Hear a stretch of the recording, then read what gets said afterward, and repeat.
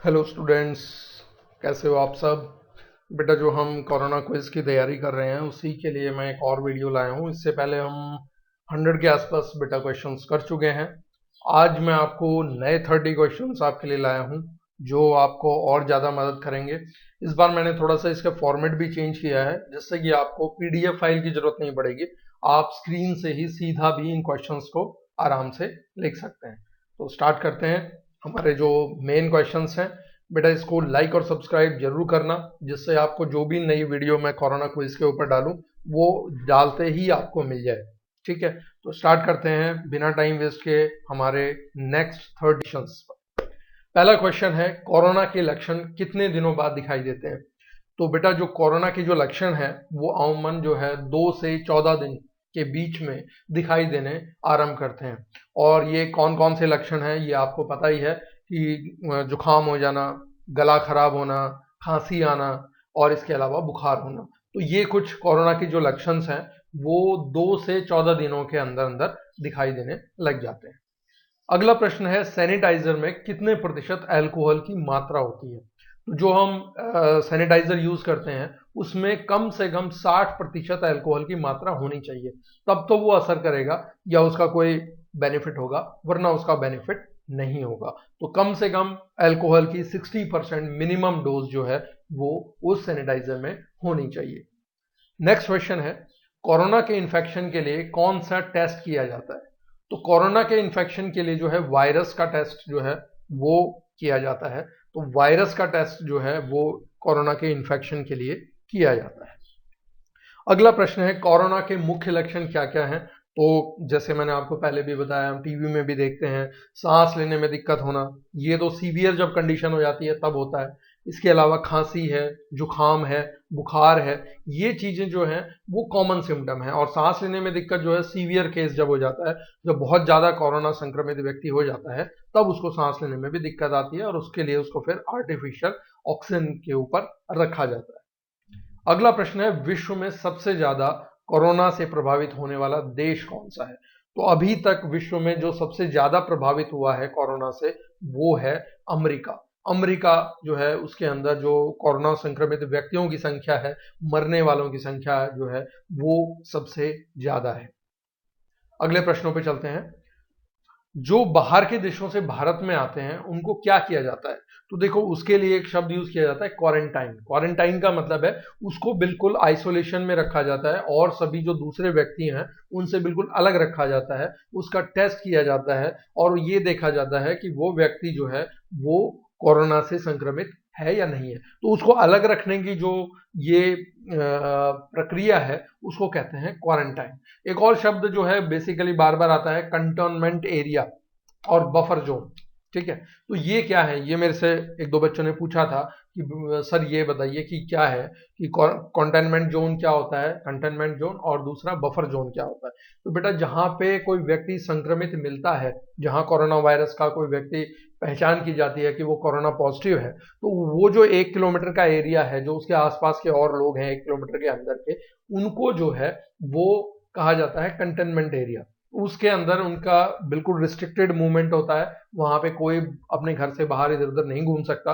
वहां पे अगर होम कोई भी चीज की जरूरत भी है तो होम डिलीवरी होती है, तो वो तो होता है कंटेनमेंट जोन। और उसके बाद जो 2 किलोमीटर का एरिया है उसको हम कहते हैं बफर जोन। उसके बाद जो 1 किलोमीटर के बाद का जो अगला 2 किलोमीटर का एरिया है वो बफर जोन कहलाता है। बफर जोन में भी एक्टिविटी थोड़ी सी रिस्ट्रिक्टेड होती है, लेकिन इतनी ज्यादा सख्ती नहीं होती जितनी की कंटेनमेंट जोन में होती है। चलो अगला प्रश्न पे आते हैं, कोविड 19 में सीओ का मतलब क्या है। देखो हम तीनों ही ये प्रश्न जो है हमारे, कोविड में सीओ, फिर वीआई और डी, ये 3 शब्दों से मिलकर बना हुआ है। तो ये इन सब का मतलब क्या है। तो सीओ जो है वो है कोरोना। ठीक है, और वीआई क्या है, वो एक वायरस है, और डी क्या है, डिजीज, यानी कोरोना वायरस डिजीज, ये कोविड का फुल फॉर्म है।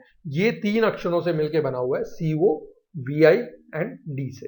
ठीक है, अगला प्रश्न है, विश्व में कौन सी संस्था को कोविड 19 के लिए सलाह देती है, यानी कौन सी संस्था जो है वो पूरे देश में जो सरकारें हैं उनको सलाह देने का कार्य कौन कौन करता है। तो वो करता है डब्ल्यूएचओ, वर्ल्ड हेल्थ ऑर्गेनाइजेशन। तो वर्ल्ड हेल्थ ऑर्गेनाइजेशन जो है वो सभी देशों को सलाह देता है उनके देश की कंडीशन के हिसाब से कि कहाँ पे उनको क्या करना चाहिए। अब परिस्थिति जो है बदलाव में कुछ हो गया है तो उसको अब क्या करना चाहिए, सलाह देने का कार्य जो है वो WHO का है। उस देश के ऊपर है, निर्भर है कि वो उस सलाह को मानता है या नहीं मानता। लेकिन WHO का जो है कार्य वो सभी विश्व के जो देश हैं, जो उनके नागरिक हैं, उनकी हेल्थ के बारे में सलाह देना है उन देशों को। कोरोना के इन्फेक्शन की शुरुआत कहाँ से हुई थी? तो कोरोना के इन्फेक्शन की जो शुरुआत है वो बैट्स यानी चमगादड़ से हुई थी। चमगादड़ में सबसे पहले वायरस आया था और उसके बाद फिर जो है ये वायरस और जगह फैला। तो कोरोना के इन्फेक्शन की जो शुरुआत हुई थी वो हुई थी चमगादड़ से। अगला प्रश्न है कोरोना वायरस का स्रोत क्या है, सोर्स क्या है? तो इसका जो सोर्स है वो है सार्स CoV-2। तो कोरोना वायरस का जो सोर्स है या स्रोत है वो है सार्स CoV-2। ये उसका सोर्स है, यानी यहां से हमें जो है कोरोना वायरस मिला है। अगला प्रश्न है कोरोना वायरस से बचने के लिए हाथों को कितने समय तक धोना चाहिए? तो वो है 20 सेकंड। कम से कम आपको अपने हाथ जो है साबुन से या सैनिटाइजर से 20 सेकंड तो कम से कम धोने चाहिए। इससे ज़्यादा धो सकते हो लेकिन इससे कम नहीं धोना है। उसका कारण ये है कि इतने समय तो कम से कम चाहिए साबुन को या सैनिटाइजर को अपना कार्य करने के लिए कि आपके हाथों में जो वायरस वगैरह हैं वो समाप्त हो सके। अगला प्रश्न है कोरोना से बचाव के लिए किन चीज़ों को नहीं छूना चाहिए? तो हमें बार बार ये टीवी पर भी दिखाया जाता है, संदेश दिया जाता है कि 3 चीज़ों को, मुंह को, नाक को और आँख को, ये संक्रमित होने वाले सबसे प्रमुख चीज़ें हैं जो संक्रमित हो सकती हैं। तो हमारे इन शरीर के अंगों को हमें नहीं छूना चाहिए। अगला प्रश्न है अगर एक जगह पर ज़्यादा लोग संक्रमित होने लग जाएं तो उससे क्या कहेंगे? तो उसको कहते हैं कम्युनिटी स्प्रेड। कम्युनिटी स्प्रेड हो गया है वहां पे। कम्युनिटी स्प्रेड का मतलब है कि वहां लोगों में एक से दूसरे को बहुत ज्यादा मात्रा के अंदर अब ये फैलने लग गया है, तो उसको कम्युनिटी स्प्रेड कहते हैं। अगला प्रश्न है कोरोना को फैलने में क्या मददगार होता है? यहाँ पे थोड़ी हिंदी में लिखने में टाइपिंग मिस्टेक है तो इसको आप देख लेना। कोरोना को फैलने में क्या मददगार है? तो कोरोना को फैलने में मददगार जो है वो एक फैक्टर जो है वो है टेम्परेचर या तापमान। अगर तापमान कम होगा तो कोरोना जो है उसके अंदर जो वायरस है वो वायरस अपने आप को सरवाइव कर पाएगा, वो अपने आप को सरवाइव करके रख सकता है। जो टेम्परेचर अगर ज़्यादा है तो उसको अपने आप को बचा के रखने में थोड़ी सी दिक्कत होती है। तो इसीलिए लो टेम्परेचर पर जो है कोरोना उसको लिए मददगार होता है। इसीलिए कहा जाता है कि AC वगैरह जो है उनका इस्तेमाल नहीं करना चाहिए क्योंकि ठंडे तापमान में वायरस जो है अपने आप को बचा कर रख सकता है। अगला प्रश्न है सभी चेक पोस्टों पर कौन सा टेस्ट किया जाता है? सभी चेक पोस्ट जो है, इसके अलावा जो फैक्ट्रीज वगैरह हैं उसमें जो वर्कर जाते हैं तो गेट के ऊपर ही उनकी एक टेस्टिंग होती है, उसको हम कहते हैं थर्मल टेस्टिंग। थर्मल टेस्टिंग में उसकी बॉडी का टेम्परेचर मेजर किया जाता है। ये देखा जाता है कि उसको उसकी बॉडी का टेम्परेचर ज्यादा तो नहीं है, क्योंकि हो सकता है कि उसको जो है टेम्परेचर हो, बुखार हो, तो उससे एक सिम्टम मिल जाता है कि हो सकता है इसको कोरोना वायरस पॉजिटिव हो। तो इसीलिए जो है थर्मल टेस्टिंग की जाती है क्योंकि आपको पता है हमारी बॉडी का जो टेम्परेचर है अगर उससे ज्यादा है तो उसको मतलब उसको फीवर है। अगला प्रश्न जो है क्या मच्छर से भी कोरोना फैल सकता है? तो अभी तक जितनी भी स्टडीज हुई हैं अभी तक कोई भी ऐसी कंफर्मेटरी रिपोर्ट नहीं है कि मच्छर से कोरोना फैल सकता है। मच्छर से कोरोना नहीं फैलता है, ये अभी तक भ्रांति है क्योंकि अभी तक जो टेस्ट हुए हैं उसमें किसी में भी 100% कंफर्मेटरी रिपोर्ट नहीं है कि मच्छर से कोरोना फैल सकता है। अगला प्रश्न है हेल्थ केयर वर्कर्स को क्या पहनना चाहिए? तो जो हेल्थ केयर वर्कर्स होते हैं, जो नर्सेज हैं, डॉक्टर्स हैं और जो वार्ड बॉयज वगैरह हैं, उनको PPE किट पहनना बहुत जरूरी है। पर्सनल प्रोटेक्शन किट जो होता है ये पूरी बॉडी की, उनकी जो पूरी बॉडी होती है उसको उससे बचाव किया जाता है कोरोना वायरस से।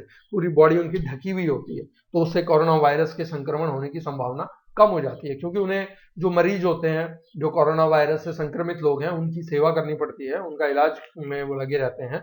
हमारे जो है कोरोना वॉरियर्स हैं वो, तो उनको PPE किट की बहुत जरूरत है। अगला प्रश्न है मेडिकल मास्क को क्या कहा जाता है? देखो हम जो जनरल मास्क पहनते हैं वो कपड़े के भी पहनते हैं, जो है कागज के भी मास्क आते हैं, लेकिन जो मेडिकल मास्क है, जो डॉक्टर्स के लिए जरूरी है, जो नर्सेज के लिए जरूरी है, जो हेल्थ वर्कर के लिए जरूरी है, उसको हम N95 मास्क कहते हैं। N95 मास्क जो होता है बहुत स्पेशलाइज्ड होता है और इससे जो है उनकी कोरोना वायरस से बचाव होता है। ठीक है, चलो नेक्स्ट पे चलते हैं। जो व्यक्ति ठीक हो चुका है उससे क्या लिया जा सकता है? तो बेसिकली क्या होता है कि जो व्यक्ति ठीक हो जाता है उसकी बॉडी में एंटीबॉडी डेवलप हो जाते हैं, यानी वो वायरस से लड़ने की उनमें ताकत आ जाती है। तो वो जो है एंटीबॉडी जिसको अभी संक्रमण है, तो जिससे जो संक्रमण होने से ठीक हो चुका है उसकी बॉडी से ट्रांसफर कर देते हैं जो अभी संक्रमित है। तो उसकी बॉडी में भी क्या होगा, धीरे धीरे एंटीबॉडी डेवलप होने लग जाएंगे और वो भी वायरस से लड़ सकेगा। तो इसी को हम कहते हैं प्लाज्मा थेरेपी, बॉडी के अंदर एंटीबॉडी को डेवलप करना या बढ़ा देना। अगला प्रश्न है, किसको सबसे ज्यादा संक्रमण की संभावना अधिक होती है? तो सबसे ज्यादा संक्रमित व्यक्ति वही ज्यादा हो सकता है जिसके अंदर इम्यूनिटी कम हो।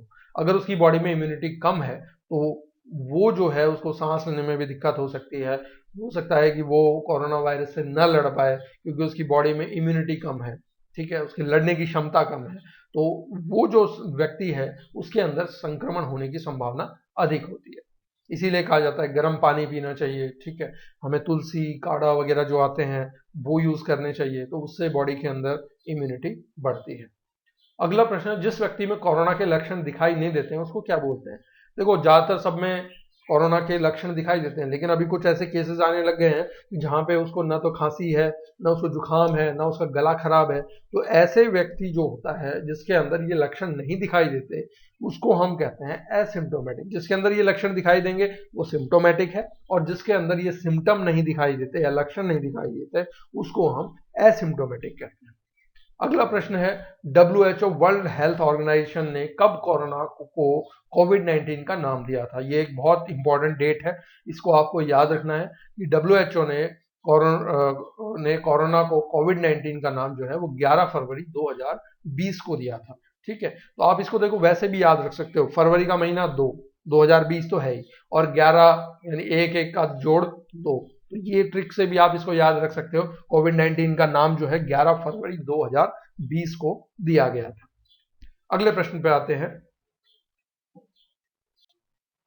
कोरोना वायरस क्या है? तो कोरोना वायरस जो है एक होती है फैमिली ऑफ वायरस और एक होता है फैमिली ऑफ नाइडो वायरस। ये नोएडा नहीं है, नाइडो है। तो कोरोना वायरस क्या है? फैमिली ऑफ वायरस और फैमिली ऑफ नाइडो वायरस दोनों है।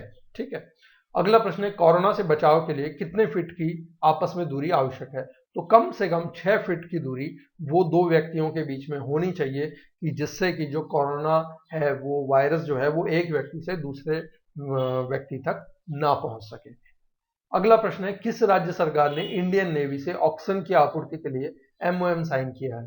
तो इंडियन नेवी जो है ऑक्सीजन के सिलेंडर्स जो बनाती है उसके लिए आंध्र प्रदेश सरकार ने उसके साथ एक समझौता किया है। इंडियन नेवी भारत की जो मिलिट्री है उसके अंदर ही एक पार्ट है इंडियन नेवी का, जो आर्मी नेवी एयरफोर्स वगैरह है। तो इंडियन नेवी जो है वो ऑक्सीजन के सिलेंडर सप्लाई कर रही है। ठीक है, और वो कर रही है आंध्र प्रदेश सरकार के साथ, उसका समझौता हुआ है। अगला प्रश्न है, किस राज्य सरकार ने सबसे पहले कोरोना को आपदा घोषित किया था? तो केरला सरकार ने सबसे पहले कोरोना को एक राज्य आपदा जो है वो घोषित किया था। अगला प्रश्न है, किस देश ने एंटीबॉडी टेस्ट का इस्तेमाल शुरू किया है कोरोना वायरस के लिए? तो एंटीबॉडी टेस्ट जो है वो कोरोना वायरस के लिए वो सिंगापुर की जो सरकार है वहां पे ये शुरू किया गया है। तो सिंगापुर देश के अंदर एंटीबॉडी टेस्ट का इस्तेमाल करना शुरू किया गया है। तो ये बेटा आपके लिए 30 क्वेश्चंस थे। आपको मेरे ख्याल से ये बहुत हेल्प करेंगे जो हमारे हरियाणा बोर्ड के द्वारा जो कोरोना क्विज होगा उसके लिए। आपको पता ही है उसके लिए कुछ उन्होंने इंस्ट्रक्शंस जारी की हैं कि आपका जो कोरोना का जो टेस्ट होगा उसको आप लैपटॉप पे भी दे सकते हैं, आप उसको अपने फ़ोन पे भी दे सकते हैं, और वो जो है आपका 100 क्वेश्चंस जो हैं उसके अंदर आपके आएंगे और वो आपको करने हैं। उसमें कोई नेगेटिव मार्किंग नहीं है। उसमें से जो पहला टेस्ट होगा, पहले स्टेज का जो टेस्ट होगा, उसमें से चुने हुए लोगों को सेकंड स्टेज में बैठने का मौका मिलेगा, और सेकंड स्टेज डिस्क्रिप्टिव होगा। हमारा जो पहला स्टेज है वो ऑब्जेक्टिव है, जबकि जो दूसरा स्टेज है वो आपका डिस्क्रिप्टिव है। तो आपने इनके बारे में जनरल भी चीजें समझनी है, शॉर्ट शॉर्ट क्वेश्चंस नहीं करने, लेंथी क्वेश्चंस भी करने हैं, तो वो लेंथी क्वेश्चंस की भी आपको प्रिपरेशन मैं करवाऊंगा। फिलहाल हम ऑब्जेक्टिव पे फोकस कर रहे हैं। मैंने आपको लगभग जो है 150 के आसपास क्वेश्चन जो इंपॉर्टेंट है वो करवा दिए हैं, और नेक्स्ट वीडियो के अंदर मैं और भी आपके लिए क्वेश्चंस लेके आऊंगा। तो आप साथ साथ में इसमें आपको वीडियो में बहुत ज्यादा हेल्प मिलेगी। आप सीधे इसको राइट डाउन कर सकते हैं अपनी नोटबुक्स में और इनको बार बार रिवाइज कर सकते हैं। उम्मीद करता हूं आप सब इसको तैयारी करते रहेंगे और ये आपको एक तरह से मदद करेंगे। Thank you for watching and keep subscribing. आप इसको सब्सक्राइब जरूर कर देना, क्योंकि अगर आप इसको सब्सक्राइब करोगे तो जो भी मैं वीडियो डालूंगा वो उसी टाइम आपके पास पहुंच जाएगा। ठीक है, और आप पीछे से जो भी वीडियोस वगैरह हैं चैनल्स में जाके आप उन पीछे वाले को भी रिवाइज कर सकते हो। Okay, best of luck, thank you.